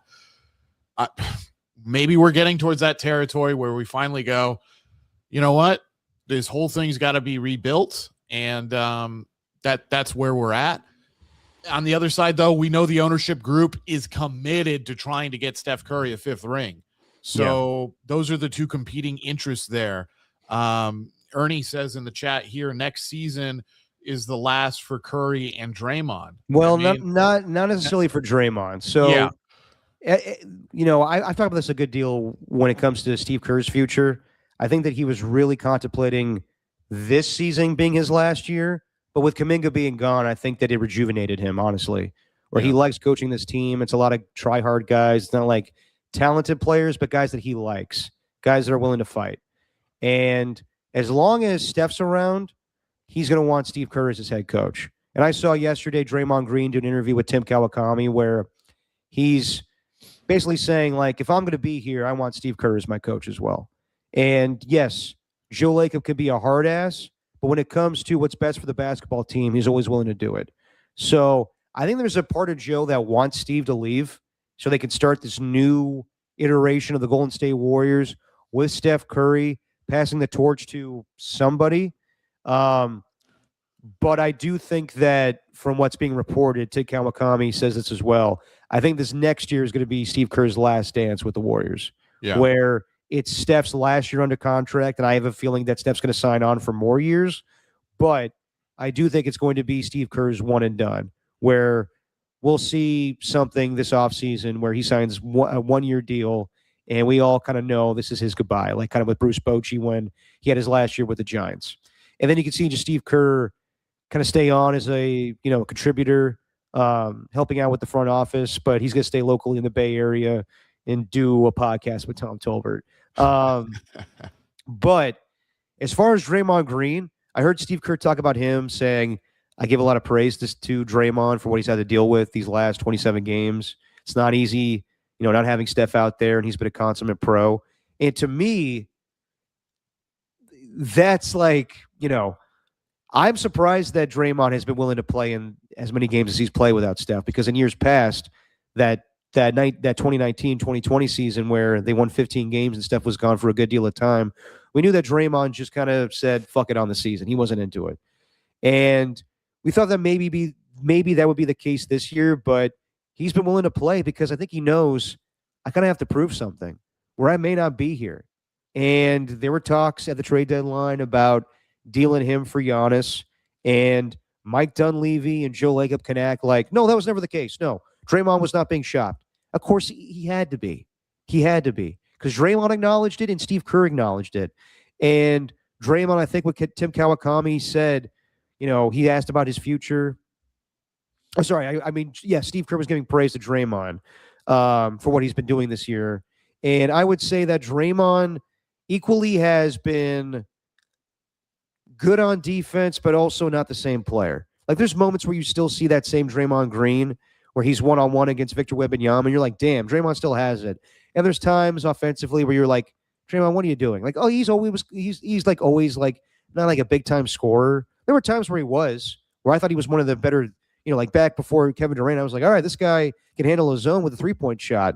And then he focused on being a defensive player. On offense, he is the quarterback. He is basically the point guard of the team, where he's, more assists than points being scored, rebounds, everything, but he's just not that guy anymore. So I do wonder if he is expendable. So Tim Kawakami asked him, what do you think about your future? And Draymond said, well, an ideal world, and I know I probably shouldn't be talking about this without my agent, but an ideal world, I opt out of my contract and I extend for more money. So Draymond is under contract for next season, but it's a player option. No. So I wonder what Draymond's thinking with everything going on this year, where I think he knows he's diminishing as a player, and the Warriors were including him in trade conversations. So does he opt in with the possibility that the Warriors could trade him, or does he opt out thinking that he could go to a different team, but he's not going to make nearly the same amount of money? I highly doubt that at this point. So everything's up in the air. I really don't know what to make of it, and that's why I don't know what to make of these 5 remaining games with Steph Curry, Porzingis, and Draymond Green. But it does sound like their plans are to go after Giannis again, but I don't think Giannis is getting traded. I think he's staying with the Bucks. Sign LeBron James, who he's going to have to be the savior of the Lakers right now, because we don't know when Luka's coming back with that hamstring injury. Same thing with Austin Reeves, who's out for the year. So I'm not crying over the Lakers. I hate that team, and I want to see them fail, but you never want to see players like that injured. Yeah. But it sounds like LeBron's going to leave, but I think he's more inclined to, if he's going to settle for like the mid-level, he'd probably go to Cleveland then to get the send-off and everything, like not to be second fiddle to Steph Curry. I can't see that. And then there's the other rumor where they almost traded for Kawhi Leonard at the trade deadline. And I'd be open to Kawhi, but how are you getting him? And is Kawhi going to sign for less money? Highly doubt that. You probably have to move Draymond in order to get him. And I'm not well versed in the aprons, so I don't know. It's probably more feasible to trade for Kawhi than actually sign him if he is released. Everything going on with the aspiration contract, I don't know what the hell's going on with that. And I don't think it was that big of a deal, to be honest, but whatever. I think players sign under the table deals all the time, but it just, there's not a clear plan for the Warriors to be competitive once again. So I think that makes me wonder about what is the point of these next 5 games if there isn't really like a clear path next season. Like, yes, you have to go all out and do something, but in the words of Austin Powers, what is it all for, Basil? Yeah, what is it for? Who, for what? That's Ricky that. Waters, yeah. Yeah, that's a famous quote right there. But hey, if you have a chance to get LeBron James, if that's even possible, you just do it. I don't care. You trade everybody else away and you just bring him in. But yeah, You think? no, he's. Well, I you would. wouldn't have to, you wouldn't have to trade for him because he's a free agent next year. That's true. He'd be free agent. You Kawhi, let Kawhi would be the guy you trade for. Yeah, but I'm saying you trade everybody else away to get them all off the book so you could afford the massive amount of money, and then you dip all the way into the luxury tax and you just say screw it because this is a generational thing we're doing here. But I doubt that would happen. Yeah, I don't know. I think that Draymond's ship has sailed for a while now with this organization. I think it had even almost sailed before they won that championship against the Celtics. Which is kind of a crazy thing to say because he was still an effective player, but I just felt like, and punching a teammate in the face and yada yada yada. Well, just sorry to cut you off, but the truth is, after that, yeah, that was the direction they were going in. Yeah, because they gave Jordan Poole the contract, they gave Andrew Wiggins the contract. If you remember, Draymond did not get one initially. Yep, he went into that whatever summer that was in 2023 or 2024. I think it was 2023. He didn't have a deal. So no, wait, it had to be yeah, you're right. The next I'm right. The next summer. Yeah. Yes. They were going to move on from Draymond Green, and then it became clear that Jordan Poole just could not get past the punch, and Steph was fed up with him, so they shipped him off. They got Chris Paul, and they gave Draymond Green a 4-year, $100 million contract. And now we're in this offseason where he's got the player option. It probably would be in the best interest of Draymond Green to opt in, keep the money that he currently has, because I don't think any other team's going to give him more money, and either stay with the Warriors or get traded. That's what I think. But again, it's just a lot of stuff up in the air, and that makes me wonder just like what. Like, yes, it's cool to see Steph Curry, and we're going to hang on to him as long as we can, but I just don't know where this organization is going when they seem stuck in the past. Opt in. He should opt in and hope that somehow the Warriors are able to get another star player and or stay healthy next season for their maybe last dance with Steve Kerr. Also in the chat, people are like, oh, no, I think Bronny, yeah, maybe Bronny doesn't come. But if you can get LeBron James, I don't think there's a person who's a Golden State Warrior fan who would say, oh, that's why I don't want him. No. He is still LeBron James. I know you don't play as much as he used to. And yes, he's lost a step here and there, but that guy is still dominant. And you would take that all day long just for the spectacle of it. At least I would, because that this team is going to need to rebuild eventually. So why not go out with a bang? That's how I look at things like that. I mean, it definitely would be a spectacle. It'd be a hard thing for Warriors fans to swallow. Oh, sure. He was public enemy number one. It'd be hard for me. I'm not a LeBron hater by any means. He's a good player. My dad was very critical of him in the past.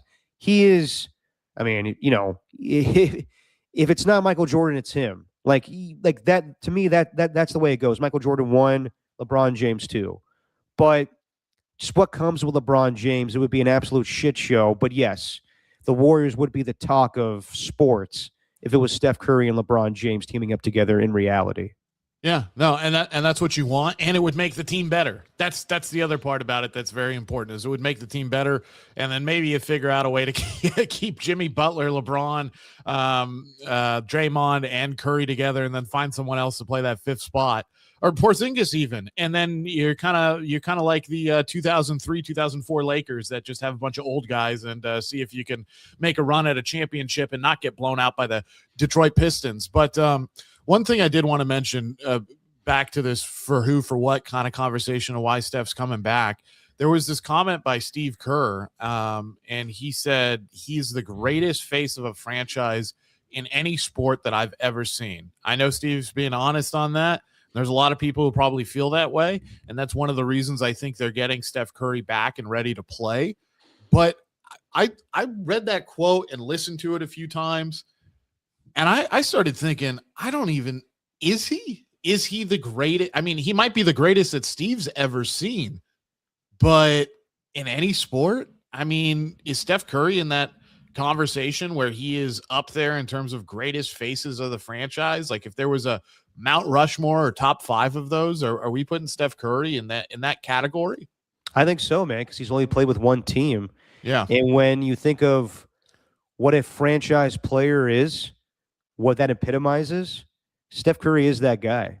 Mm-hmm. So looking back on it, like other people in that conversation, Michael Jordan with the Bulls, Derek Jeter with the Yankees, Kobe Bryant with the Lakers. You can't say that with LeBron because he's bounced around too much.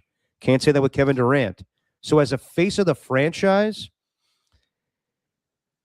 the first guy that I would say is Michael Jordan because he put the Bulls on the map. And all their success is because of him. Derek Jeter, there were guys before him. I mean, there's many great Yankees. Is even Derek Jeter the greatest Yankee of all time? That's a conversation to be had. Maybe you could say Magic Johnson with the Lakers, but there's been great Lakers as well. I'm trying to think of anybody else. Like, I don't know if that really applies to anybody in football. I was thinking football too, and the closest John Elway with the Broncos. Yeah. I thought Peyton Tom Manning Brady with the Colts, but then again, they're. I'm trying to think of who else would be in that category. Tom Brady with the Patriots, yeah. For football, I think it's interesting because I started thinking, I thought Tom Brady, and I was like, he did go to the Bucs. I'm like, that doesn't ruin his face of the franchise status with New England. But then I went, who the faces of the franchise kind of are in football, not just professional, but college as well. It's coaches. It's a lot of times it's coaches. Like, who's the face of, there's Max Crosby right now for the Raiders, but who's the face of the Raiders franchise? It's someone who's not even alive anymore. It's Al Davis. So who's the face of the New England Patriots? It's someone who's not even who is their all-time face of the franchise. It's someone who's not with them anymore, who's not coaching for them. It's Bill Belichick. It's someone who's not playing quarterback for them anymore. It's Tom Brady. So what I'm saying, like, who's their greatest of all time? But there are some organizations like the Raiders where their face of the franchise, besides Max Crosby, is Al Davis. It is, and it will continue to be until we get farther and farther away from the point that people kind of remember him. Right. But interesting that that I thought it was interesting and a really kind thing for Steve Kerr to say. I do agree that Steph Curry should be up there. I almost wonder, though, is he even the greatest face of the franchise in Bay Area history? Because we have guys like Joe Montana and Jerry Rice. Yes, but Joe brought together a portion of the Bay Area where it's San Francisco fans. And Joe left. In the end, Joe did leave to go to the Kansas City Chiefs. True. And he doesn't really embrace the 49ers whenever he comes back. If he usually comes back if unfortunately Dwight Clark passes away or he's getting paid. Like, that's the truth with Joe Montana. With Jerry Rice, in my opinion, he's the greatest football player of all time, but the face of a franchise, no, you give that to Joe Montana. And you are correct, Alam. There are some owners or head coaches that are the face of a franchise or a program. Like, when you think of Alabama football, you're going to think of Nick Saban. Yeah. But as far as just players, yeah, you know what? I do think that as far as the Bay Area, Steph Curry united everybody in the Bay Area. At a time that I think we, were divided as far as San Francisco versus the East Bay, San Francisco versus Oakland, Steph Curry brought everybody together. He brought the San Francisco fans to the East Bay to come watch him. So that's where I think Steph Curry is the greatest Bay Area athlete. He's the face of Bay Area sports. Just because when people think of the Golden State Warriors, they didn't know what the hell that franchise was. Like, I remember Matt Steinmetz telling us on this podcast, like, whenever he would go on the East Coast and he would get in a taxi cab and someone's like, "What are you here for?" And he's like, "A Warriors game." "Where do they play?" And he's like, "Northern Bay Area." "Okay. So what are they called?" "The Golden State Warriors." "Oh, I never knew where Golden State was." And like, they were the laughing stock. Yeah. Like, that's the truth. People didn't really think highly of this organization. And then he flipped it just like that. Everything that the Warriors are getting right now at Chase Center, Joe Lacob has been a fantastic owner, but don't get it twisted. It's because of Steph Curry. It's because of that guy putting all the asses in the seats and winning 4 championships. So as far as like the greatest face of a franchise, yeah, I think Steve Kerr's onto something, because when you think of Michael Jordan, unbelievable and he was the face of the Chicago Bulls and really the face of the NBA, where Steph Curry really can't say that above LeBron. Like, he was the NBA on NBC. He was on every, cereal box. Michael Jordan was the man, the face of Nike. There were some things in his career that I'm sure the Bulls organization weren't happy about. His gambling, the issue with his father that I don't think he was a part of in any way, shape, or form, but there's just ugly things in his life that happens with any athlete. Steph Curry's squeaky clean. Like, there is nothing wrong with anything in his past. There's really no skeletons. So when you think of like a face of a franchise that did it on the court and off the court, yeah, I do think that Steve Kerr's onto something where maybe Steph Curry is the greatest face of a franchise. Just a follow-up to that, Derek, because I want to know your opinion on this. So kind of thinking of Kobe Bryant with the Lakers, I think one of the things, not just the fact that he played his entire career with Los Angeles that solidifies him as one of their biggest faces of the franchise of all time, but he went through losing bad seasons with the Lakers and did not jump ship. We've seen Steph Curry kind of go through the same thing a few times, either early in his career or now here on the back half as well. Do you think that kind of adds to that legacy and just kind of cementing him as that guy? Like when a guy stays during bad times. Yeah, and it hasn't even been a topic of conversation. Like, I know that he had some fun a couple of weeks ago when his father, Del Curry, was getting his jersey retired with the Hornets. And he was like, yeah, maybe if I join the Hornets, I'll make an exception to where I can wear number 30. But we never even come close to Steph leaving because there really hasn't been many bad seasons. But Kobe Bryant, he was close to leaving the Lakers for the Clippers. Yep. That one off season where Shaq got traded to the Heat, I remember him doing, I heard like the same ESPN interview like 5 days in a row with my dad in hotel rooms going from baseball game to baseball game. And we all were anticipating Kobe Bryant leaving. And then he re-upped. He re-signed with them. But even the late, great Kobe Bryant, unfortunately, has skeletons in his closet. And when you talk about the face of a franchise, that does come into play with how did the public perceive you? How were you looked upon as like a role model? So I know, athletes shouldn't be role models, but Steph Curry is the ultimate role model. The guy's perfect. So, yeah, I didn't think about it before, Alon, but the fact that Steve Kerr said that, and I'm thinking about it, yeah, I do think that when you think about the face of a franchise, he's been perfect. Yeah. No, Steve Kerr knows, and it's hard to argue against. It's just crazy to think in any sport, but then when you start going through that list, it's like, yeah, what has Steph Curry done? He's elevated this franchise. He's united the Bay. He's been in mostly good situations here in terms of play. Not his personal play, but the team success. There have been some down seasons, but yeah, I mean, he's been here through thick and thin and taken the Bay Area to heights that it hadn't seen in a long since we had the Giants winning World Series, or since we had the A's going 3 in a row and taking 1 out of 3 of those. So, dominating stuff. I was happy to see that Steve Kerr said that. So to kind of put a bow on that, I think that is part of the reason why Stephen Curry's coming back here so late at the end of the season. It's because this is bigger than just the success of the season. It's bigger than just Steph's legacy or his want to play as well. It's everybody just realizes how monumental he is and has been. So you honor him by letting him play. No, 100%. And I don't have an issue with it. I just wonder what's it all for if we're thinking long term, but Steph's the man and I want to see him play. So it's going to be fun tonight to see him come back on the court for the first time in 27 games. All right.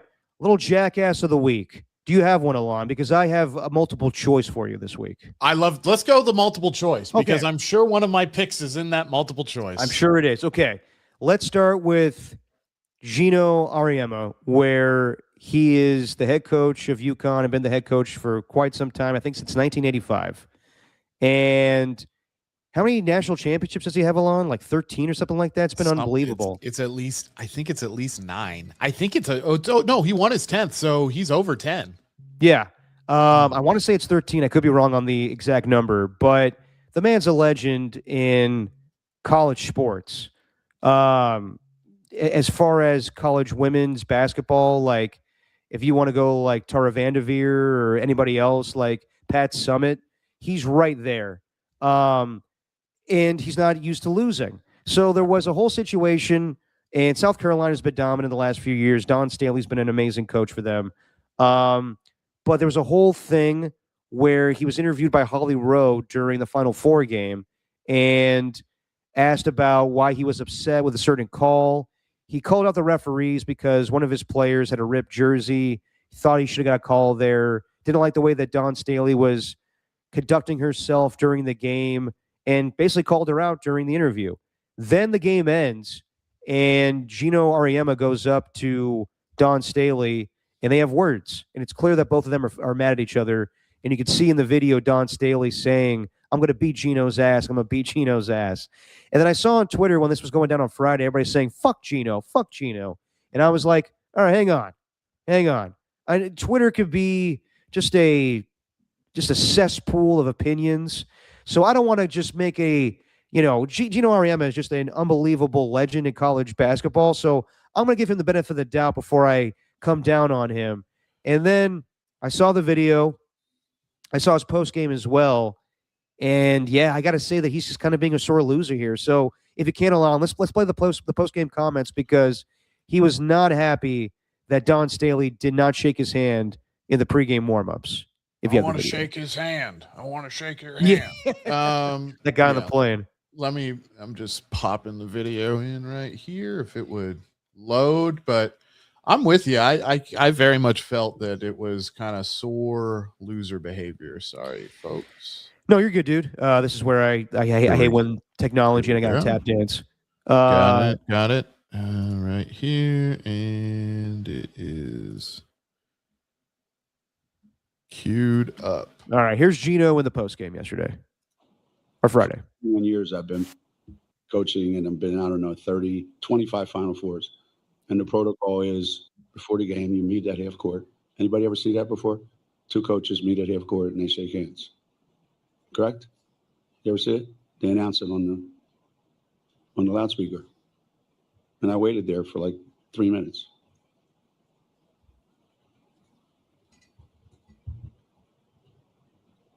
So it is what it is. For 41 years, I've been coaching, and I've been, 25 Final Fours. So, that was it. Yeah. So it's clear in the video that Don Staley did shake his hand before the game. Maybe it wasn't the warm reception that Gino was hoping for, but she does acknowledge him and shake his hand. It seems to me that Gino is more upset that his team lost and is trying to get at Dawn either because he didn't like the way she was talking to the referees or that his team didn't get enough calls. But the bottom line is I think he's just kind of being a sore loser. And I think that he finds fault in himself too, because yesterday he releases this statement saying, there's no excuse for how I handled the end of the game versus South Carolina. It's unlike what I do and what our standard is here at Connecticut.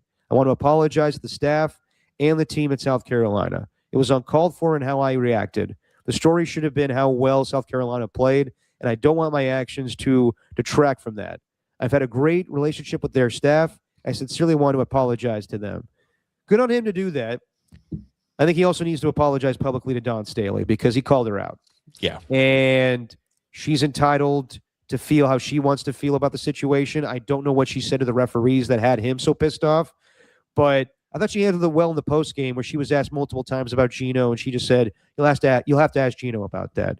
Also, I thought Gino was really a sore loser where it's not in that clip there in the post game, but someone asks him, Gino, it's clear that Don Staley did shake your hand, so is there something else going on here? And he goes, clearly you misheard what I said, so I'm not even going to get into it. That's where Gino's old school Italian, like that's how college basketball guys, like, you didn't hear me properly, son, so I'm not going to reiterate myself and say something over again. Just know that I'm pissed. And clearly he realizes that he was being a baby. So I think we could put Gino Auriemma, even though he's a legend, we could put him in the category of jackass of the week. He's in there. He's mad his team was 38-0 or whatever the hell they were, and they lost. And he's not obligated to a friendly, warm handshake. No one is, and it's not in the rules or anything like that. So He's just pissy. That's all it is. Jackass. And he should apologize to Don Staley. They lost, and that's the way it goes. And at the end of the day, he's got 12 championships. So, I mean, come on, Gino. It's kind of 12. Okay. This is kind of beneath you to be mad about this, buddy. Like, be mad about the loss. Don't be mad about the pomp and stance that did or did not happen before or after the game. No, I'm with you on that one. Okay, so that's selection number 1. Number 2, I brought up Daniel Susak. So, Daniel Susak had his entire family show up to his first start as a San Francisco Giant and first start in Major League Baseball. He got some time in the day before against the Padres, but this was his first time behind the plate and in the lineup, and he went 3 for 3 with a walk and a really good ABS challenge too when Ryan Walker came in the 6th, and it was a 3-2 count. And it's a dicey situation where if you're wrong there, it could bite you in the ass, but he got it right, and he prevented a walk for his guy Ryan Walker. But his whole family was there, including who was it? Austin Susak? Is that who played in the major leagues, Alon? I think, yeah, Austin. So they have a whole family lineage of great Susaks who are good baseball players. Right. Yes. So Austin, who played with the Giants. Oh, sorry, Andrew. Andrew. Susak. There you go. Skills. Andrew Susak about 10 years ago, and then there's Matt Susak, who I think is the middle child, with Daniel being the youngest. He was at the game, and can you pull the first clip up, Alon, where you see everybody celebrate after Daniel's third hit of the game? And it was great to see. Like, whenever you see these moments in sports where a guy gets his first time, whether it's in the Major League Baseball or the NFL or basketball, where the whole family shows up, and Tech is already arguing that this should even be brought up, but here's Daniel Susak. He gets his third hit of the game, and then his whole family goes crazy in the stands.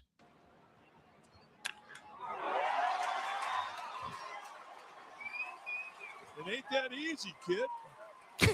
They're spending the night.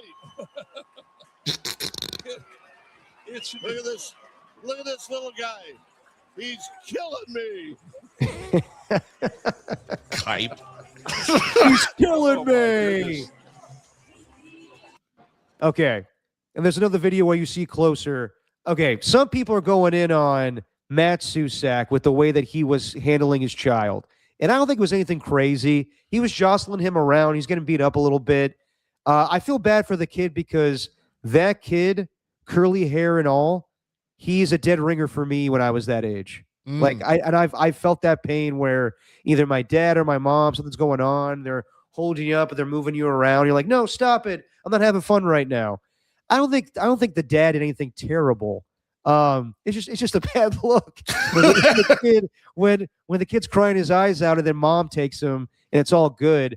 I don't think like he was that violent the way that he was moving him around, but he was getting some heat. Like even Kruko goes on the morning show the next day and he goes, yeah, I like the way the guy was handling that baby. Like you hear Kipe there saying that kid's killing me here. That kid's killing me. Truth be told, off the mic, Kuiper was like, I want to kick that guy's ass. The way he's handling that baby. So I don't think it was terrible, but it's just the way the kid's flailing around. It looks a little more than what it was, but I think you could put him in the conversation for Jackass of the Week when it comes to parenting. The kid? Oh, the dad. Yeah, the dad, yes. Yeah. I don't know. I mean, that's the face of anguish right there. Look at that. Yeah, the dad was totally unaware and he was focusing on, what his brother had done. And that was pretty amazing. Tacky said, I saw people on Facebook saying it was child abuse. Obviously it's not. No, child abuse awareness month, it wasn't child abuse. No. So yeah, no child abuse there. But what it was definitely dad was fired up, had the kid in the other arm, was jumping up and down. And the kid definitely got a good shakedown. Not Jackass of the Week. Everyone was excited. Babies are going to have problems sometimes. Maybe he could have handled it a little bit better. Both of them probably could have handled it better. But good job. Good save by mom coming in, too, here at the end and going, okay, I see what's going on. Yeah, so no Jackass of the Week for that. He's celebrating. Look, I love that. He hands them off and then goes right back to high five. And he's like, yeah, we did it. And the mom's still happy. She's trying to manage things. So no Jackasses there. Just Hell of a frame, though. That's for sure. No, That's it was not a going to great get old. It was a great moment, like coinciding with Kylan Mills getting her laptop destroyed. And Tacky has it right here in the chat. A little shaky never hurt a baby. I'm with you. I'm with you, Tacky. Don't shake Yeah. babies, though. No. But, and also, that kid's not a baby. That kid, I don't know how old he is. I guess he did an interview where he said that the kid was a little fussy. It was way past 7 o'clock. He was tired. That kid looks like he's 2 or 3 years old. So he's fine. It's just, should it be in the conversation? Yes, but I'm going to eliminate it.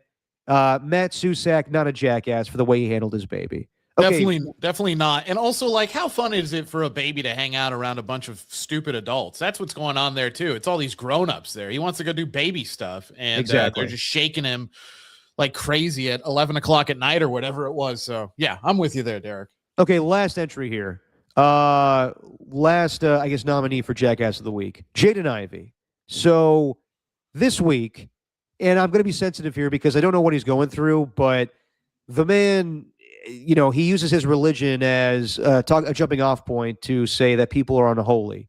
He had a whole anti-Pride Month rant on social media. I guess he's also told teammates that he can heal on his own without the help of doctors because he's a believer in Christ. He's asked reporters that cover the Bulls, have you had premarital sex? Are you unholy or not?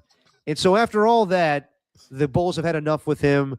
They waived him, and he had a rant on IG Live where he called out Steph Curry for not being a man of God, not really being a true Christian because he curses. And then there was a whole thing with simultaneously while he's doing that IG Live, he's on a plane, and the flight attendant comes over and says, "Sir, would you mind putting your phone away, please?" He lands. He can't get a hold of his wife. His wife won't return his calls. A lot of stuff going on there that maybe he's going through something mentally. But I don't know. I just like all of his comments. It led to other people speaking out in sports. Travion Henderson retweeted some of his comments. And I will say this. Maybe Jaden Ivey shouldn't be Jackass of the Week because there's something going on there. I don't condone anything he said, but there may be something more personal going on there. The way that Mike Vrabel handled things, though, with Travion Henderson, I got to say, I've not heard a coach take the bull by the horns when it comes to leadership like this in quite some time. So the whole situation, much like Kyrie Irving retweeting some anti-Semitic comments years ago, Travion Henderson did retweet or whatever he did with Jaden Ivey's post, but he did it in a way where you kind of think that he's endorsing his views. And then Mike Vrabel has to answer to that. We live in a society now where if a guy posts something on social media, then the head coach has to answer for it. And most head coaches would be like, yeah, I'm not getting into that. That's something that's in our locker room. I'm not going to acknowledge that. Mike Vrabel at the owners' meetings, when he's sitting at that breakfast table and being peppered by so many different questions by the reporters, he gave a fantastic answer that I haven't heard quite some time when it comes to NFL coaches. A Chicago Bulls. Travion quoted some Bible verses supporting a Chicago Bulls player who got released for some comments that he made. And I just, how do you measure the line between conduct detrimental to the team, which is why the Bulls released the player in their view, and allowing a 23-year-old to, express his personal beliefs? I think there is a fine line. I'm going to tell you, I love Travion. I love the person. He cares deeply about our team. He cares deeply about his faith. He cares deeply about his family, his wife, the people in our building. And so I want them to be able to express what they believe in their heart and in their mind, but also want to make sure that they're educated. And we want to be inclusive. Everything we want to do wants to provide an environment for people to, one, feel comfortable, but also to share their personal beliefs. And then also we represent the team and then we represent the organization. I thought that was perfect, honestly, because he's not coming down his road or saying like, yeah, Travion Henderson acting like an idiot. He respected him. Excuse me. He respected him to say he's a good man. He's good to his wife. He's respectful. He has these views. I just don't want it to be where he's ignorant or he's ostracizing a certain group of people. So you see many head coaches that wouldn't touch that subject and just be able to handle that inside.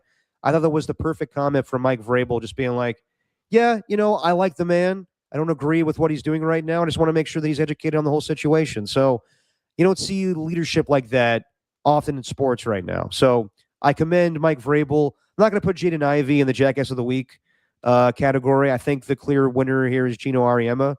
But I did want to bring that up just because I was really, I guess, moved by what Mike Vrabel had to say there. Yeah, no, I thought Mike handled it perfectly. I felt bad for him having to answer that question. Not that he can't handle it, because he just did. We just saw it. But that sucks. He wants to talk about football. He wants to talk about, the operations of his team and what he's doing to get back to the Super Bowl, all those kinds of things, and he has to deal with that. It really does stink. You mentioned it, Derek. Anytime something's on social media, now the coaches have to get involved and answer for it. But he handled it perfectly. So, hats off to Mike Vrabel. That is real leadership right there.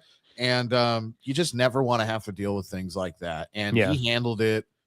I don't remember the last time I've seen a coach handle something that well and be not just I'm going to be diplomatic and just give you like the HR corporate response, but also seem genuine at the same time, which he did. No, absolutely.